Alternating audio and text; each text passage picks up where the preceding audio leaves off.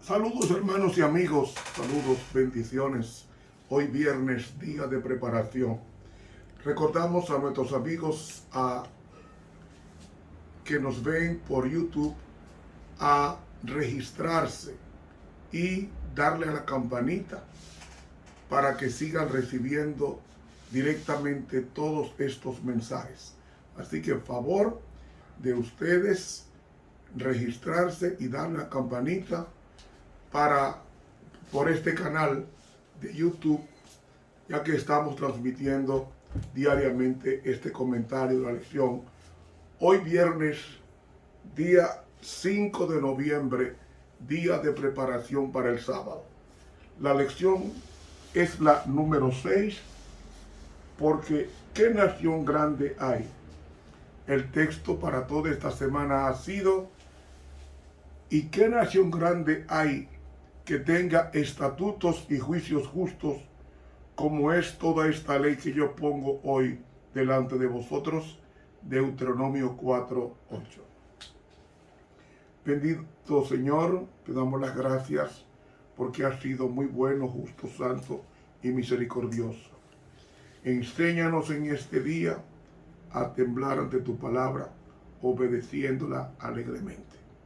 Es en el nombre de Jesús que te damos las gracias. Amén. Para hoy, viernes, primer repaso. Esta semana estudiamos, entre otras cosas, sobre Baal Peor.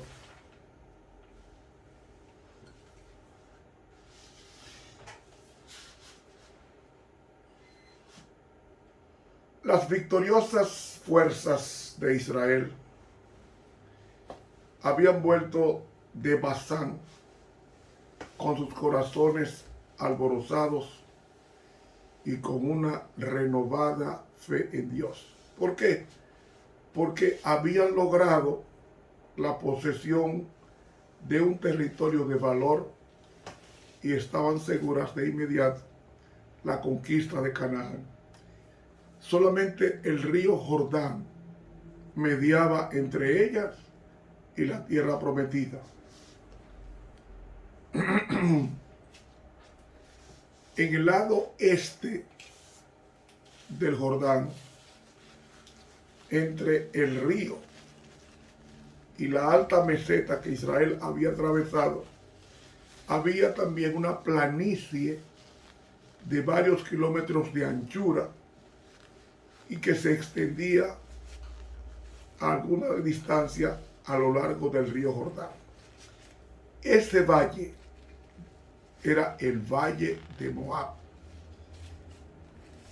y tenía un clima tropical. Florecía el árbol de sitín, es decir, de acacia, por lo que se daba a esta planicie el nombre de Valle de Sitín. En ese valle acamparon los israelitas, y los bosques de acacias que había junto al río les proporcionaron agradable retiro. Ese territorio tan rico en ventajas naturales había sido contaminado por sus habitantes. En el culto idolátrico público de Baal, que era la divinidad principal, se practicaban constantemente las escenas más degradantes y perversas. Por todas partes se encontraban lugares notorios por su idolatría, por su libertinaje, cuyos nombres mismos sugerían la vileza y la corrupción de este pueblo. Y ese ambiente ejerció una influencia corruptora sobre el pueblo de Dios que estaba por cruzar y tomar la tierra prometida. La mente del pueblo de Dios se familiarizó con los pensamientos viles que les aparecían constantemente. Y la vida cómoda e inactiva produjo sus efectos desmoralizadores y casi inconscientemente se fueron alejando de Dios y llegaron a una condición en la cual iba a sucumbir este pueblo a la tentación. Mientras el pueblo acampaba de este lado del río Jordán, Moisés estaba preparando la ocupación de la tierra de Canaán y él estaba muy ocupado en su obra. Y ese lapso de espera resultó una prueba para el pueblo que tenía que cruzar a la tierra prometida.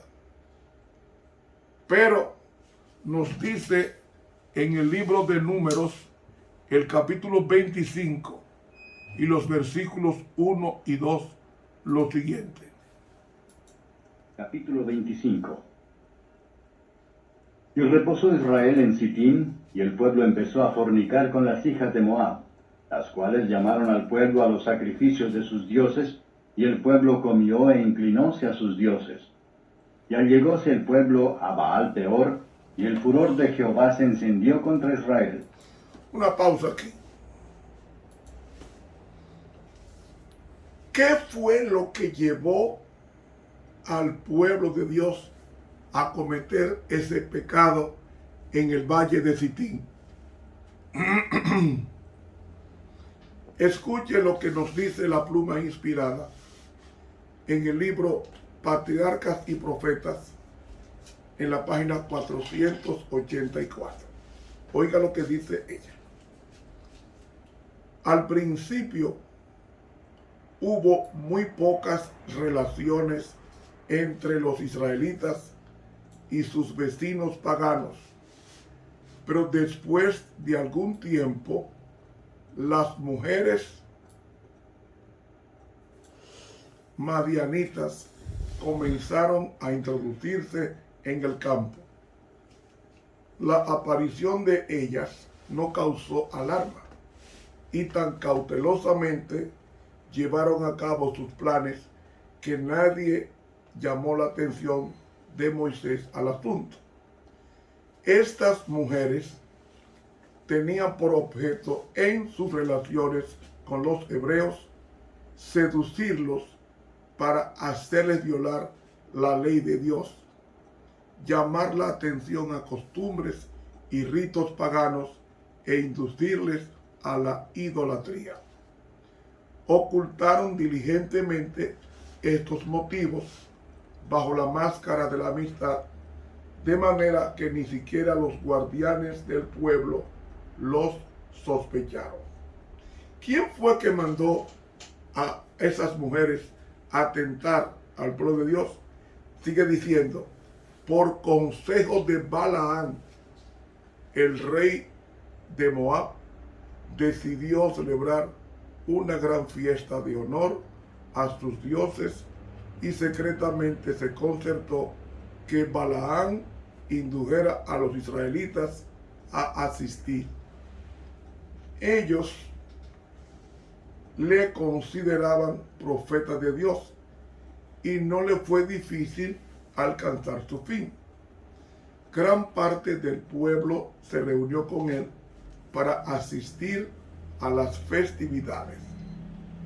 Se aventuraron a pisar terreno prohibido y se enredaron en los lazos de Satanás. Hechizados por la música y el baile y seducidos por la hermosura de las vestales paganas, rechazaron su lealtad a Jehová. Ofrecieron sacrificios en los altares paganos y participaron en los ritos más degradantes. ¿Ven? Eso fue lo que pasó. Bajo instigación de Balaán, el rey Moab mandó a estas mujeres para romper la protección divina por la obediencia y hacer caer al pueblo de Dios en la tentación y el pecado del adulterio. En los versículos 3 al 5 seguimos leyendo. Y Jehová dijo a Moisés: Toma todos los príncipes del pueblo y ahórcalos a Jehová delante del sol, y la ira del furor de Jehová se apartará de Israel. Entonces Moisés dijo a los jueces de Israel: Matad cada uno a aquellos de los suyos que se han allegado a Baal Peor. Y he aquí un varón de los hijos de Israel vino y trajo una marianita. Vamos a hacer una pausa aquí. Vemos entonces que los primeros en violar la ley de Dios, dice Patriarcas y Profetas, página 485, que los jefes y hombres principales fueron los primeros en violar la ley, y fueron tantos los culpables que la apostasía se hizo nacional. Es decir, los dirigentes, los príncipes del pueblo, practicaron ese pecado de adulterio. Ahora, ¿por qué Dios manda a ahorcar a los dirigentes del pueblo de Israel? Porque su jerarquía en el pueblo y su participación en la idolatría los hacían principalmente responsables. Y como no había ofrenda para un pecado como el de ellos, porque no había arrepentimiento, su propia sangre fue derramada para pagar el castigo de sus transgresiones.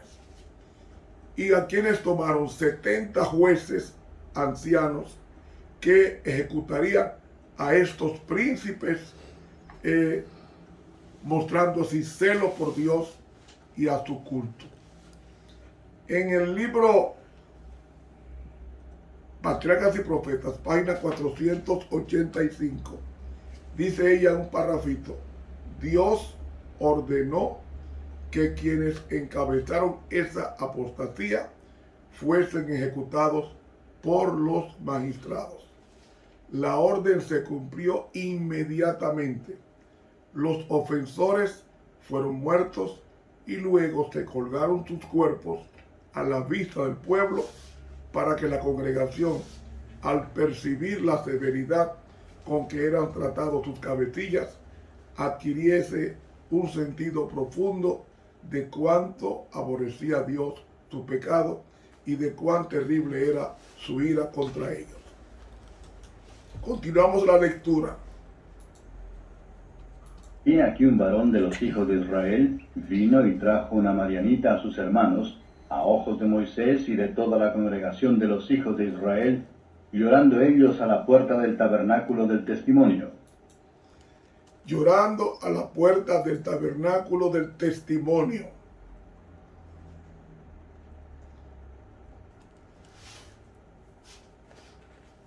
Recuerde que hablamos esta semana que Moab era un descendiente de Lot con su hija, un incesto. Y Madián era descendiente con Cetura.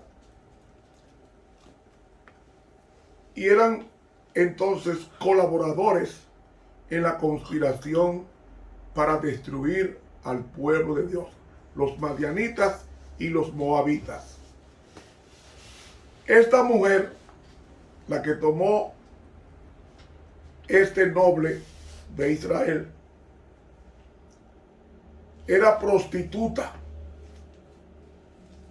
y ellos actuaron en desacato de la autoridad de Moisés.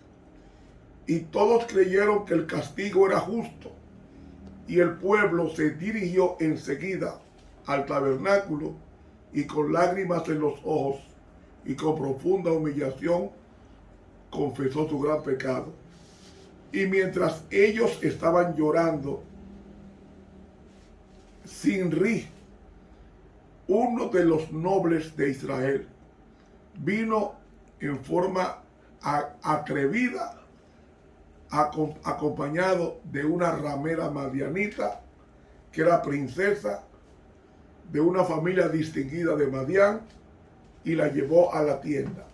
Y nos dice el versículo 7 lo siguiente.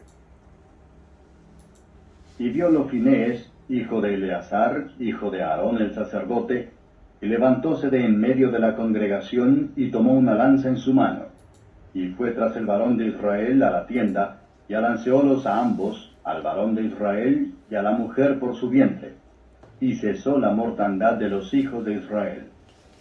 Y murieron de aquella mortandad 24,000. Muy bien. Finehés era el único hijo de Eleazar, es decir, nieto de Aarón y sobrino de Moisés. Y él debía suceder a su padre en el cargo de sumo sacerdote. Entonces, la indignación de Finehés agradó al Señor y se detuvo la plaga. Y fue un ejemplo para las futuras generaciones. Ahora, ¿quiénes murieron en Sitín? Sabe que la mujer dice que fue atravesada por su vientre. Cuando busqué esa palabra vientre en el hebreo, es la palabra Kobá. Y Kobá significa vulva y ano. Es decir, Finehés los atravesó por el ano y la vulva a ambos. Y cesó la mortandad. En la página 486 de Patriarcas y Profetas, leemos lo siguiente, citamos. Dice así: los juicios que cayeron sobre Israel por su pecado en Sitín destruyeron los sobrevivientes de aquella vasta generación que merecía casi 40 años antes la sentencia, han de morir en el desierto. El censo que Dios mandó hacer mientras el pueblo acampaba en las planicies del Jordán demostró que ninguno quedaba de los contados por Moisés, Aarón el sacerdote, los cuales contaron a los hijos de Israel en el desierto de Sinaí. No quedó varón de ellos, sino Caleb, hijo de Jefoné, y Josué, hijo de Nun. Hermanos, los israelitas que no pudieron ser vencidos por las armas ni por los encantamientos de Madián, cayeron como presa fácil de las rameras. Tal es el poder que la mujer, alistada en el servicio de Satanás, ha ejercido para enredar y para destruir las almas. Fue así como los hijos de Set se corrompió la santa posteridad. Fue así tentado José, así entregó Sansón su propia fuerza. También tropezó David y Salomón, el más sabio de los reyes, al que 3 veces se le llamó amado de Dios, se trocó en esclavo de la pasión y sacrificó su integridad al mismo poder hechicero. ¿Qué nos dice el apóstol Pablo con relación a este episodio? Dice 1 Corintios 10:11, estas cosas les acontecieron en figura y son escritas para nuestra admonición, a quienes los fines de los siglos han parado. Estas cosas son una advertencia a los hermanos que estamos en la frontera de la tierra prometida. La sierva de Dios en el libro Patriarcas y Profetas, en la página 492 dice: los pecados que cometió Israel en Bet Peor atrajeron los juicios de Dios sobre la nación, y aunque ahora no se castiguen los mismos pecados con idéntica presteza, recibirán su retribución tan ciertamente como la recibieron entonces. Estos pecados, termina diciendo, en mayor medida que cualesquiera otros, son los que han causado la terrible degeneración de nuestra raza y la carga de enfermedades y miseria que afligen al mundo. Patriarcas y Profetas, página 492. Sí, mis hermanos, por eso el proverbista Salomón dice en Proverbios 2, 18 y 19, por lo cual su casa está inclinada a la muerte y sus veredas hacia los muertos. Todos los que a ella se lleguen no volverán, ni seguirán otra vez los senderos de la vida. Hermanos, hay que mantenerse lejos de las tentaciones, no buscarlas, porque somos un pueblo diferente a quien Dios ha concedido depositaria de los 10 mandamientos. ¿Cuál fue el pecado que hizo que no entrara Israel a la tierra prometida? El pecado del adulterio. Uno pregunta, ¿cuál es el pecado que prevalece hoy? Oiga lo que dice la sierva de Dios en el libro Testimonios sobre la conducta sexual, adulterio y divorcio, en la página 112. Escuchen bien. Muchos de los que aseveran ser ministros de Cristo son como los hijos de Elí, que ministraban en los oficios sagrados y se aprovechaban del ministerio para envolverse en crímenes y cometer adulterio, llevando así al pueblo a violar la ley de Dios.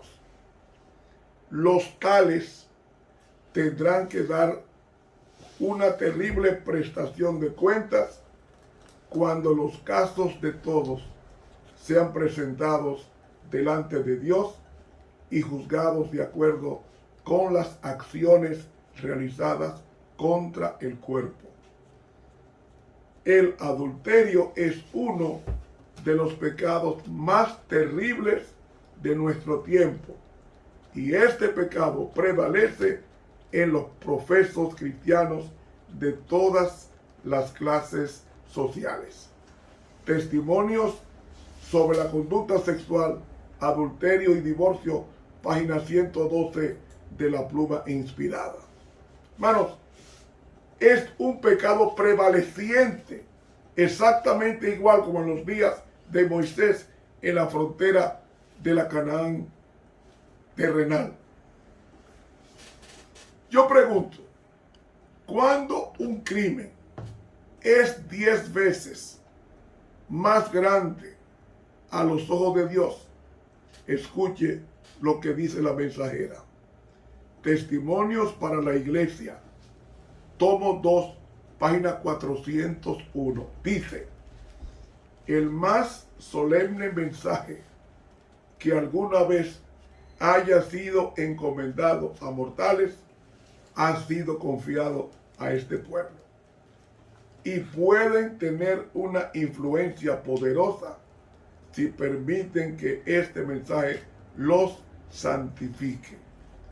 Profesan estar asentados sobre el elevado pedestal de la verdad eterna y guardar todos los mandamientos.